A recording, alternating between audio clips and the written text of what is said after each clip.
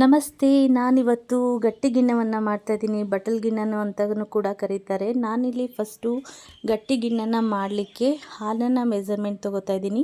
ನಾನಿಲ್ಲಿ 2 ಸಣ್ಣ ಸ್ಟೀಲಿನ ಪಾತ್ರೆಯಲ್ಲಿ ಹಾಲಿದೆ. ಗಟ್ಟಿ ಗಿಣ್ಣ ಎಷ್ಟು ಇರುತ್ತೋ, ಗಟ್ಟಿ ಗಿಣ್ಣದ ಹಾಲು ಎಷ್ಟಿರುತ್ತೋ ಅದಕ್ಕೆ 2 ಹಾಲಿತ್ತು ಅಂತಂದರೆ ಅದಕ್ಕೆ 1 ಹಾಲನ್ನು, ನಾರ್ಮಲ್ ಹಾಲನ್ನು ಮಿಕ್ಸ್ ಮಾಡ್ಕೋಬೇಕು.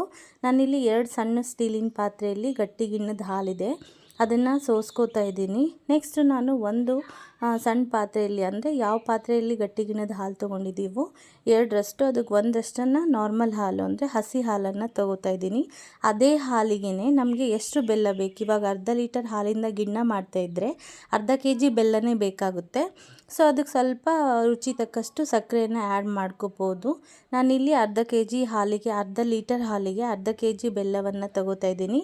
ಅದೇ ಪ್ಯೂರ್ ನಾರ್ಮಲ್ ಹಾಲಿಗೆ ಅದೇ ಬೆಲ್ಲವನ್ನು ಹಾಕಿ ಅದರಲ್ಲಿ ಈ ಥರ ಕಲಿಸ್ಬಿಟ್ಟು ಬೆಲ್ಲ ಕರಗಿದ ಮೇಲೆ ಅದಕ್ಕೆ ಏಲಕ್ಕಿ ಮತ್ತು ಶುಂಠಿ ಪೌಡರ್ನ ಆ್ಯಡ್ ಮಾಡಿಬಿಟ್ಟು ನಾನಿಲ್ಲಿ ಆ ಗಟ್ಟಿ ಗಿಣ್ಣದ ಹಾಲಿಗೆ ಮಿಕ್ಸ್ ಮಾಡ್ಕೋತಾ ಇದ್ದೀನಿ. ಇಷ್ಟೇ ಗಟ್ಟಿ ಇದೆ. ನಾನಿಲ್ಲಿ 3 ಬೌಲಷ್ಟು ಬೆಲ್ಲ ತೊಗೊಂಡಿದ್ದೀನಿ.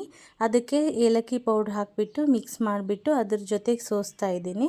ಈ ಥರ ಕಲಿಸ್ಕೊಂಡು ಸೋಸಿದ್ವಿ ಅಂತಂದರೆ ಶುಂಠಿ ಪೌಡ್ರಲ್ಲಾಗಿರ್ಬೋದು, ಏಲಕ್ಕಿ ಪೌಡ್ರ್ ಸಿಪ್ಪೆ ಆಗಿರ್ಬೋದು, ಅದೆಲ್ಲ ನೀಟಾಗಿ ಹೊರಗೆ ಬರುತ್ತೆ. ನಾನಿಲ್ಲಿ ಗಟ್ಟಿ ಗಿಣ್ಣದ ಹಾಲಿಗೆ ಬೆಲ್ಲ ಕರಗಿಸಿದ ಹಾಲನ್ನು ಮಿಕ್ಸ್ ಮಾಡ್ಕೋತಾ ಇದ್ದೀನಿ.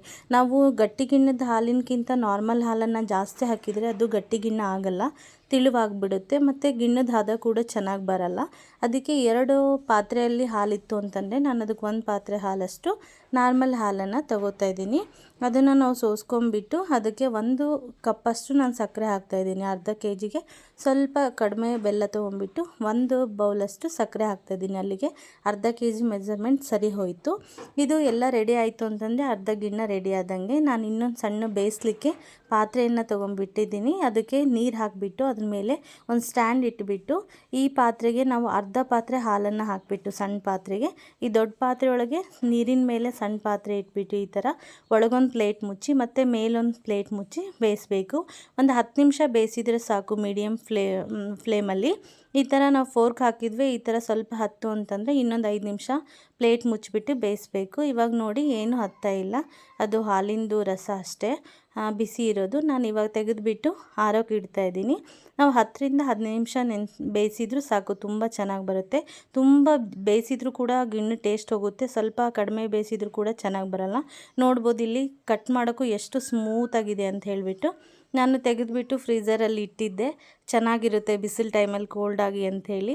ತುಂಬ ಚೆನ್ನಾಗಿ ಬಂದಿದೆ, ಸ್ಮೂತಾಗಿ ಕೂಡ ಇದೆ, ಬಾಯಲ್ಲಿ ಟೇಸ್ಟು ಹಾಗೇ ಇದೆ. ನೀವು ನೋಡ್ಬೋದು, ಎಲ್ಲರೂ ಕೂಡ ಇಷ್ಟಪಟ್ಟು ತಿಂತಾರೆ. ಟ್ರೈ ಮಾಡಿ.